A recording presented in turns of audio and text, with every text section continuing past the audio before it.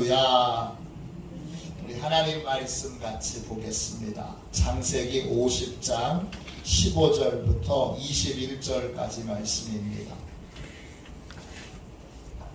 창세기 50장 15절부터 21절까지 말씀입니다.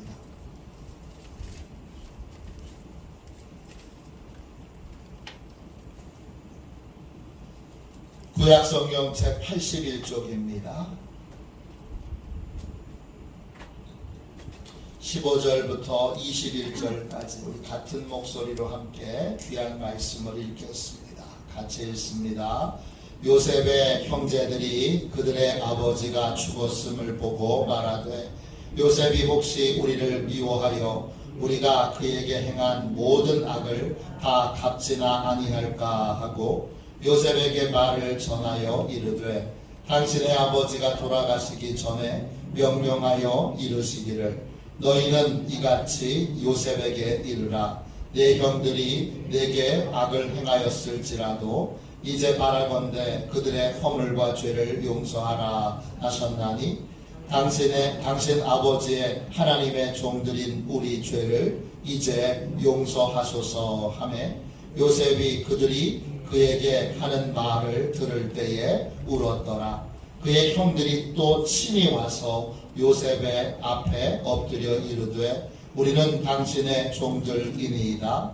요셉이 그들에게 이르되 두려워하지 마소서 내가 하나님을 대신하리이까 당신들은 나를 해하려 하였으나 하나님은 그것을 선으로 바꾸사 오늘과 같이 많은 백성의 생명을 구원하게 하시려 하셨나니 당신들은 두려워하지 마소서 내가 당신들과 당신들의 자녀를 기르리이다 하고 그들을 간곡한 말로 위로하였더라. 아멘. 할렐루야. 네, 한 주간 동안 잘 지내셨지요? 네, 권리 인정 용서해 주시겠습니까? 권리 인정 용서해 주시겠습니까? 이런 제목으로 같이 말씀 나누겠습니다.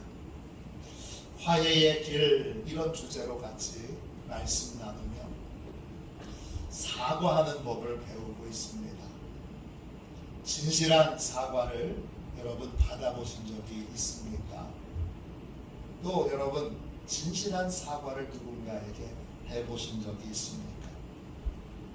화해와 용서를 이루려면 회개해야 되고 또 사과해야 합니다.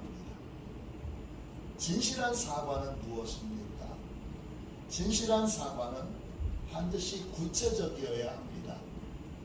미안하다고 말하면 뭐가 어떻게 왜 미안한지 정확하게 고백해야 합니다. 안 그러면 미안하다고 말하는데 뭐가 미안한지 모릅니다. 그건 사과가 마음으로 전달되지 않습니다. 잘못한 것이 있으면 구체적으로 무엇을 어떻게 왜 잘못했는지를 고백해야 합니다. 이 구체적인 사과, 여기서 화해와 용서는 시작되는 것입니다. 그러나 진실한 사과는 말로만 하는 건 아닙니다. 진실한 사과는 내가 상처를 주었다면, 고통을 주고 손해를 끼치고 아픔을 주었다면 치유하려는 그 피해를 입은 자의 마음과 상처를 치유하려는 노력이 동반되어야 합니다.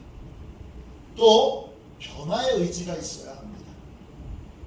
같은 잘못을 반복하지 않으려면 변화를 위한 의지와 노력이 분명히 있어야 합니다.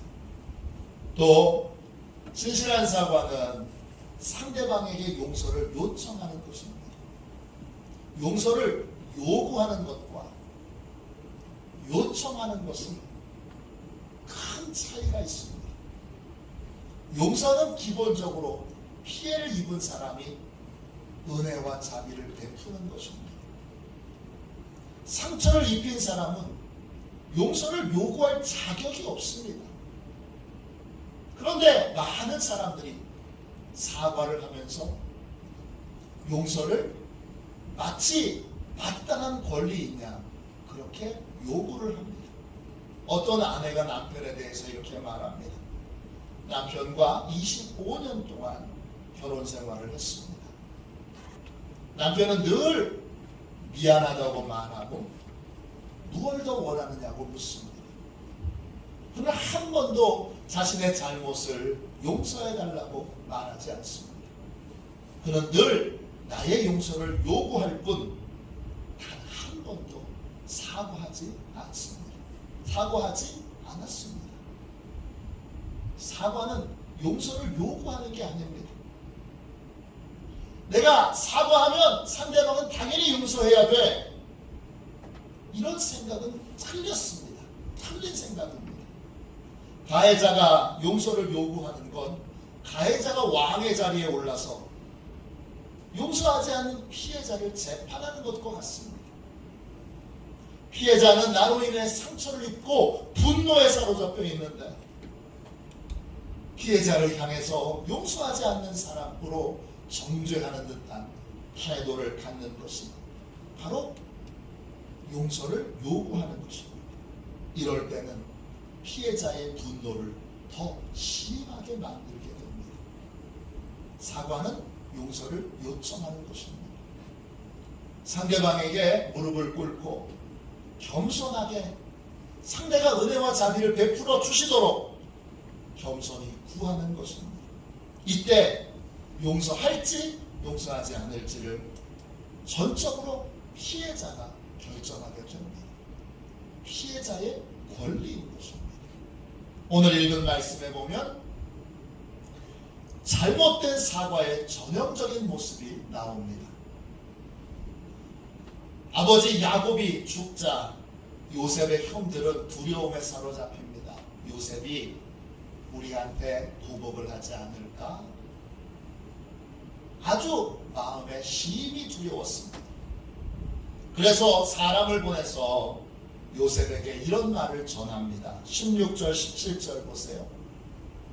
요셉에게 말을 전하여 이르되 당신의 아버지가 돌아가시기 전에 명령하여 이르시기를 너희는 이같이 요셉에게 이르라. 내 형들이 내게 악을 행하였을지라도 이제 바라건대 그들의 허물과 죄를 용서하라 하셨나니 당신의 아버지 하나님의 종들인 우리 죄를 이제 용서하소서 하며 요셉이 그들이 그에게 하는 말을 들을 때에 울었더라. 요셉의 형들이 사람을 보내서 말합니다. 아버지께서 돌아가시기 전에 형들에게 형들의 허물과 또 죄를 용서하라는 유언을 남기셨다. 그렇게 요셉에게 사람을 보내서 전합니다. 진실일까요? 거짓일까요? 이건 명백하게 거짓입니다. 어떻게 거짓인 줄 알지요? 형들을 용서해야 하는 건 누가 해야 되는 일입니까? 요셉이 해야 되는 일입니다. 아버지가 요셉이 해야 될 일을 가해자들에게 부탁할 일은 없습니다.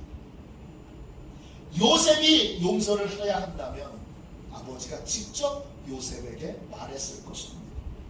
그러나 아버지 야곱은 요셉에게 그런 말을 한 적이 없습니다. 또 아버지 야곱은 요셉에게 용서를 명령하지 않으십니다. 용서는 명령할 일이 아니기 때문입니다. 형제를 용서하는 건 아무도 요구할 수 없는 일입니다. 사랑하는 아버지라도 자식에게 형들을 용서하라고 부탁은 할 수 있어도 명령은 할 수 없습니다. 형들은 새빨간 거짓말로 요셉에게 용서를 요구하고 있습니다. 이 부분에서 형들은 달라진 것이 없습니다. 요셉이 17살 때에도 형들은 늘 거짓말로 문제를 일으켰습니다. 아버지 야곱은 요셉을 제외하고는 어떤 형들도 어떤 자식도 그 말을 신뢰할 수 없었습니다. 왜냐? 늘 말로 속였기 때문입니다. 세월이 많이 흘렀고 이제 형들도 자식을 낳았고 어른이 되었고 아버지가 되었지만 형들은 여전히 거짓말로 상대를 속여서 문제를 해결하려고 듭니다. 아버지가 용서하라고 명령하셨다. 이건 새빨간 거짓말입니다. 또 자신들을 하나님의 종들이라고 부릅니다. 거짓말하는 하나님의 종들. 하나님을 속이고 사람을 속이는 하나님의 종들. 그런 종들이 어디 있습니까? 또 직접 와서 용서를 구한 것도 아니고 사람을 보내서 거짓말로 용서를 요구합니다.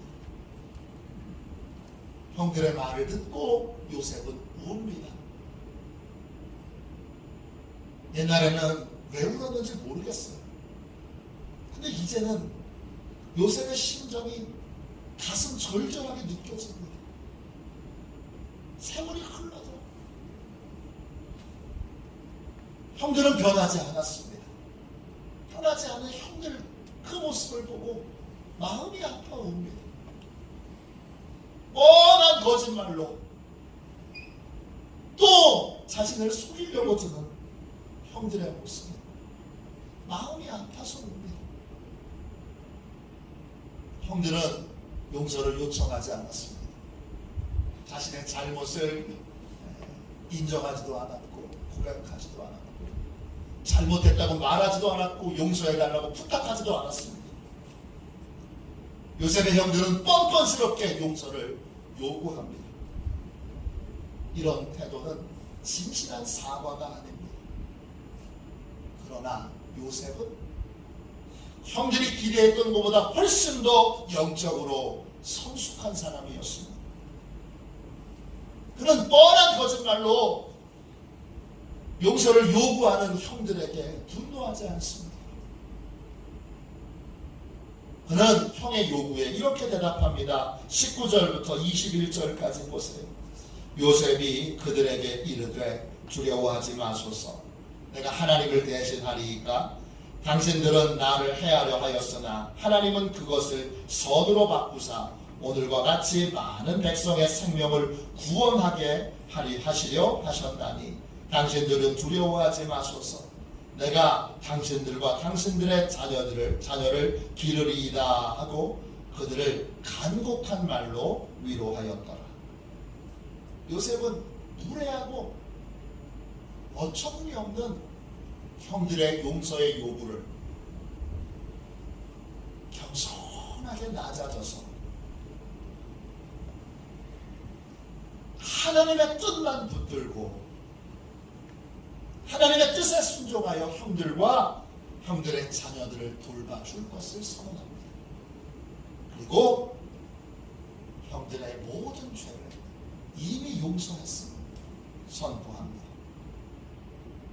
요셉은 무례한 사람의 요구, 기분 나쁜 사람의 요구, 상처가 되는 사람의 요구에 반응하지 않고 오직 하나님의 뜻에만 반응했습니다. 그러나 여러분, 세상 사람들은 요셉과 같지 않습니다. 모든 사람이 다 내가 용서를 요구하면 요셉처럼 반응하겠지? 그렇게 생각하면 그것은 어리석은 기대입니다. 요셉같이 무례한 용서의 요구에도 겸손하게 용서를 선포하고 또 용서를 결단하는 사람은 여러분 실생활에서는 거의 없습니다. 아주 특별한 사람만 이렇게 행하는 것입니다. 그러므로 어떤 경우에도 무례하게 용서를 요구하지 말아야 합니다. 용서는 전적으로 피해자가 베풀어주는 은혜와 자비입니다. 용서를 요청하되 용서해 주시겠습니까? 말하되 한순간도 용서를 요구하지 말아야 합니다. 가해자에게는 어떤 순간에도 아무도 용서를 요구할 권한이 없기 때문입니다. 진실한 사과는 피해자에게 용서의 권한이 있음을 인정하고 당신이 용서해 주어야 용서받을 수 있습니다. 이러한 마음 자세로 겸손하게 용서를 요청해야 합니다. 전도서 10장 4절에 이런 말씀이 있습니다. 공손함이 큰 허물을 용서받게 하느니라. 진실한 사과는 언제나 겸손하고 공손하게 용서를 요청하는 것입니다. 상처를 입은 사람에게 용서는 값비싼 희생을 치르는 것입니다. 용서하려면 보복과 복수심을 내려놓아야 합니다. 용서하려면 내 상처와 분노를 내려놓아야 합니다. 용서하려면 거부와 배신에 대한 마음의 고통도 내려놔야 합니다. 때로는 상대의 과실 때문에 고통스러운 결과를 참고 인내하며 살아야 하는데 그것마저도 다 감수하는 것이 바로 용서하는 것입니다. 우리는 구원의 은혜를 베풀어 주신 하나님 외에는 아무도 피해자에게 용서를 요구할 수 없다는 사실을 받아들여야 합니다. 가해자가 내가 사과하면 피해자는 당연히 용서해야 돼요. 내가 사과하면 당연히 용서받겠지 이렇게 기대하는 건 너무나 뻔뻔스러운 일입니다. 어떤 용서는 쉽습니다. 상처도 약하고 손해도 거의 본 것이 없다면 쉽게 용서할 수 있습니다. 그러나 어떤 상처는 여러분 아주 깊이 마음에 새겨져 있습니다. 또 자주 반복해서 받은 상처는 영혼 깊숙이 상처가 새겨져 있습니다. 이런 경우라면 피해자가 용서하려면 많은 시간이 필요합니다. 그러므로 사과는 사과는 용서를 요구하는 것이 아니라 용서를 요청하는 것입니다. 요청하는 것은 어떤 것입니까? 용서를 요청해도 용서받을 수 없는 경우도 있습니다. 또 용서를 요청했을 때 피해자에게 용서할 수 있는 용서를 위한 더 많은 시간이 필요할 수도 있습니다. 또 용서를 요청했을 때 내가 훨씬 더 큰 노력을 해야 할 수도 있습니다. 그 모든 것을 감수하고 그 모든 것을 예상하고 사과하는 것이 용서를 요청하는 것입니다. 2007년도 개봉한 영화 중에 밀양이라고 하는 영화가 있습니다. 이 영화는 우리에게 기독교 용서에 대한 많은 질문을 던졌습니다. 저도 이 영화를 보고 마음이 많이 불편했습니다. 또 제가 기독교의 용서를 너무나 가볍고 쉽게 생각한 것은 아닌가 그렇게 반성을 하기도 했습니다. 배우 전도연과 송강호가 주연한 이 영화 밀양은 원작 소설이 있습니다. 이청준이라고 하는 소설가가 쓴 벌레 이야기가 원작입니다. 이 벌레 이야기는 주영형 유괴살인 사건을 바탕으로 쓴 소설입니다. 이 주영형 유괴살인 사건은 실제로 일어났던 사건입니다. 서울 마포구 공덕동에 사는 경서중학교 1학년 학생이 유괴당했습니다. 이름은 이윤상입니다. 유괴한 사람은 누구냐? 그 같은 학교 체육교사입니다. 도박빚을 갚으려고 장애를 가지고 있는 윤상이를 유괴해서 무참하게 죽였습니다. 이걸 바탕으로 쓴 소설이 벌레 이야기입니다.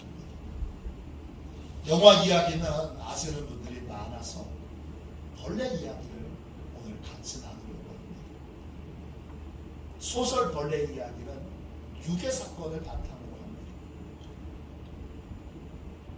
초등학교 4학년인 이름이 아람이가 유괴를 당했습니다. 경찰과 가족들은 아람이를 찾기 위해 온갖 노력을 했지만 두 달 만에 정확하게 실종된 지 2달 만에 학원 근처 지하실에서 참혹하게 훼손된 시체로 발견이 됐습니다. 아이는 유괴되어 살인된 것이 분명했지만 유괴범을 찾기는 쉽지 않았습니다. 경찰은 수사하면서 주산학원 원장인 김도섭을 유력한 용의자로 그렇게 생각했지만 김도섭은 사건 당일 알리바이가 확실했습니다. 또 아이가 실종된 직후 누구보다 아이를 찾는 일에 앞장섰던 사람입니다. 그러나 아람이 엄마와 경찰의 집요한 추적과 수사 끝에 김도섭은 범행 일체를 자백하게 됩니다. 김도섭은 재판에 넘겨지고 사형 선고를 받게 됩니다. 아람이 엄마는 아들을 죽인 범인, 그 범인에게 직접 복수하지 못한 것이 말할 수 없이 원통하고 말할 수 없이 분노했습니다. 매일매일 이놈을 어떻게 찢어 죽이지, 이놈을 어떻게 살해하지, 이렇게 복수심에 마음이 힘들고 괴로웠습니다. 옆집에 사는 김 집사님이 아람이 엄마를 찾아옵니다. 아람이 엄마는 아들이 실종됐을 때 이 김 집사님의 전도로 잠시 교회에 나갔습니다. 아들을 찾게 해달라고 기도도 드렸고 헌금도 했습니다. 그런데 아들이 시체로 발견되자 실망해서 교회를 떠나 있는 상태였습니다. 김 집사님은 범인에 대한 복수심으로 자기를 괴롭히고 자기를 학대하고 있는 이 아람이 엄마에게 이런 권면을 합니다. 범인에 대한 심판은 이미 끝났으니 이제 나머지 모든 것은 하나님께 맡깁시다. 처음에 아람이 엄마는 이 김 집사님의 말을 듣고 불같이 화를 냈지만 자신의 복수심에 이렇게 의지하여 매일매일 복수할 궁리만 하며 살고 있는 자신의 삶이 이렇게 살면 안 되겠다 생각이 들고 마음을 고쳐먹고 다시 교회에 나가게 됩니다. 처음에는 죽은 아이의 구원을 위해 열심히 교회에 나가서 기도했습니다. 그러다가 아람이 엄마의 마음에 차츰차츰 믿음이 들어오게 됩니다. 그러면서 범인에 대한 원망과 미움이 점점점 약해지고 어느 날부터 아람이 엄마의 입에서 용서라는 말이 나오게 됩니다. 그리고 결국 그렇게 찢어 죽이고 싶었던 그 증오하던 범인을 용서하게 됩니다. 그런 다음 아람이 엄마는 교도소에서 자책하고 괴로워하고 있을 그 범인을 생각하며 교도소로 직접 찾아가서 자신이 용서했다는 사실을 알려주고 싶어 합니다. 오래지 않아 면회가 성사되었고 아람이 엄마는 김 집사님과 함께 면회를 다녀오게 됩니다. 그런데 면회를 다녀와서 아람이 엄마는 걷잡을 수 없는 절망과 실망감에 빠지게 됩니다. 알아 누워서 킁킁거립니다. 한마디도 안 합니다. 왜 그러냐? 유괴범 김도섭의 태도는 아람이 엄마가 예상했던 것과 너무 달랐기 때문입니다. 김도섭은 자신을 용서하러 온 아람의 엄마에게 이렇게 말했습니다. 주님의 이름으로 내 모든 죄가를 참회하고 그 주님의 용서와 사랑 속에 마음의 평화를 누리고 있습니다. 김도섭은 참회의 증표로 사후의 신장과 누나를 다른 사람에게 기증할 약속도 해놓았다는 것입니다. 아람의 엄마는 김도섭을 만나고 와서 깊은 절망에 빠집니다. 막상 그를 만나보니 그를 용서할 수가 없었습니다. 그건 제 믿음이 너무 약해서만은 아닙니다. 그 사람이 너무 뻔뻔스럽게 느껴졌어요. 사람이 어떻게 그럴 수가 있어요? 그 사람은 내 자식을 죽인 살인자예요. 살인자가 그 아이의 어미 앞에서 어떻게 그렇게 침착하고 평화스러운 얼굴을 할 수가 있냐고요. 살인자가 어떻게 성인 같은 모습으로 변할 수가 있느냐, 그 말이에요. 절대로 그럴 수는 없는 일이에요. 그럴 수가 없어서 전 그를 용서할 수가 없었던 거예요. 아람의 엄마는 용서를 하러 갔지만 김도섭은 이미 용서를 받은 상태였습니다. 그날부터 아람의 엄마는 하나님께 분노하기 시작합니다. 자기가 용서해주지 않았는데 먼저 용서를 베풀어서 자신이 용서할 기회마저 빼앗은 하나님께 분노합니다. 그 후 아람의 엄마는 깊은 고통 속에 몸부림치다가 이듬해 김도섭의 사형 집행 소식을 라디오 방송에서 듣고 이틀 뒤 약을 먹고 유서 한 장 남기지 않고 스스로 목숨을 끊게 됩니다. 이것이 영화 미량의 원작 소설인 벌레 이야기의 내용입니다. 이 이야기는 기독교 용서에 대하여 많은 질문을 합니다. 소설에 등장하는 김도섭은 정말 하나님의 용서를 받은 걸까요? 김도섭은 하나님께 용서받은 증거로 마음의 평안을 꼽습니다.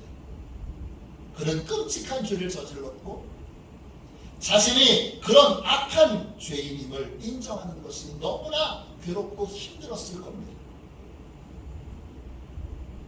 그래서 그는 자신이 죄인인 것과 하나님의 용서를 쉽게 받아들였을 것입니다. 그는 십자가의 은혜를 있는 그대로 받아들였을 것이고 마침내 마음의 평안을 얻었을 것입니다. 그런데 이 평안에는 교묘한 속임수가 있습니다. 자기 때문에 고통당하는 사람들에 대한 부끄러움과 미안함이 없는 이기적인 마음의 평안입니다. 십자가는 하나님과의 관계에서만, 수직적인 하나님과의 관계에서만 화평을 누리는 것이 아니라 사람과의 관계에서도 화평을 누려야 합니다. 김도섭이 정말 하나님과의 관계가 열려 하나님의 용서를 받았다면, 그러면 그는 자신이 사람들에게 준 피해나 고통에 대하여 더 깊은 참회가 이루어졌을 것입니다.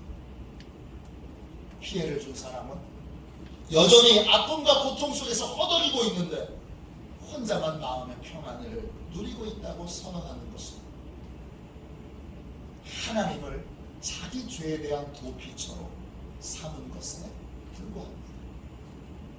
제가 경험한 하나님을 만난 사람들은 모두 하나님을 만난 다음에 자신이 저지른 죄로 아파하고 괴로워하는 시간을 가졌습니다. 이건 용서받지 못했기 때문에 느끼는 것이 아니라 용서받았기에 다른 사람에 끼친 다른 사람에게 끼친 아픔과 고통을 더 크게 느끼는 것이고, 더 아프고 괴로운 마음을 갖고 아픔과 고통을 준 사람들에게 사과하는 마음, 사죄하는 마음을 갖게 되는 것입니다. 저는 하나님을 만나고 아내에게 눈물로 자신의 죄를 고백하는 남편을 본 적이 있습니다. 저는 하나님을 만나고 자녀들 앞에 무릎을 꿇고 너무 울면서 잘못했다고 비는 아버지를 본 적이 있습니다. 그들은 모두 하나님을 만나고 나서 타인의 고통에 대하여 더 깊이 아파하고 더 깊이 괴로워하는 사람들이었습니다. 소설에 등장하는 김도섭이 여러분 초신자인 것을 기억하십시오. 이제 막 기독교에 입문한 사람이고, 마치 김도섭의 그 말 한마디가 기독교 용서의 전부를 가르쳐주느냐, 그렇게 착각해서는 안 됩니다. 소설도 영화 밀양도 그런 식으로 그 모든 내용들을 설명하고 있지는 않습니다. 또 아람의 엄마를 인도했던 김 집사님, 이 김 집사님도 아람의 엄마가 느꼈던 상처와 고통을 진심으로 느끼는 사람은 아니었습니다.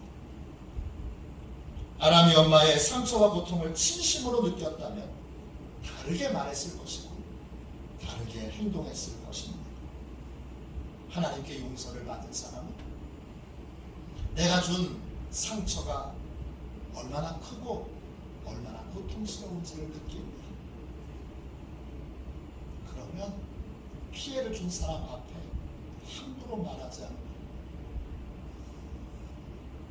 피해를 준 사람이 일그러진 얼굴로 앞에 서 있는데 그 앞에서 나는 마음이 평안합니다. 그렇게 말할 수 없습니다. 하나님께 용서받은 사람은 진심으로 자신의 책임을 인정하고 용서를 요청하는 사과를 하게 됩니다. 하나님께 용서받은 사람의 목표는 마음의 평안이 아니라 관계의 회복이기 때문입니다. 관계의 회복을 위하여 그는 진심으로 자신의 죄를 자백하고 용서해달라고 용서를 요청했을 것입니다. 진정한 마음의 평안은 관계 회복을 통하여 이루어지는 것이기 때문입니다. 진실한 사과는 용서를 요구하는 것이 아니라 용서를 요청하는 것입니다. 피해자에게 용서할 권한이 있음을 인정하고 겸손하게 용서해 주시겠습니까? 그렇게 말하는 것입니다. 용서를 요청하는 사람은 용서받지 못할 수도 있다는 걸 인정합니다. 용서를 요청하는 사람은 용서를 위해 더 많은 시간과 노력이 필요할 수도 있다는 걸 인정합니다. 그래서 용서를 요청할 때 한 번의 사과를, 한 번의 시도로 용서받을 것이라는 기대를 갖지는 않습니다. 도리어 상대가 진심으로 용서해 줄 때까지 포기하지 않고 용서를 요청하고 계속 사과하며 사과가 마음에 닿을 때까지 노력하는 것, 그것이 진실한 사과의 모습입니다. 이번 주 상처와 고통을 준 사람을 성령님께서 깨닫게 하시거든, 생각나게 하시거든, 진심으로 그 사람에게 가서 용서를 요청하십시오. 용서해 주시겠습니다. 용서를 받지 못해도 실망하지 말고 용서받기 위해 더 노력하기로 결단하십시오. 포기하지 말고 진심이 닿을 때까지 진심으로 용서를 요청하십시오. 계속 요청하고 요청하면 진심이 다 여러분 용서를 받게 되고 관계가 회복되는 아름다운 놀라운 은혜의 역사를 이루게 될 것입니다. 우리 이 시간 찬송가 449장 1절만 우리 찬양하고 우리 함께 용서를 요구하는 무례한 사람이 아니라 용서를 겸손히 요청하는 사과를 할 줄 아는 사람이 될 수 있도록 우리 함께 통성으로 기도하고 이번 주에 주님이 생각나게 해주시거든 반드시 그 사람에게 가서 용서를 요청할 수 있는 그러한 시간을 갖게 해달라고 뜨겁게 기도합니다.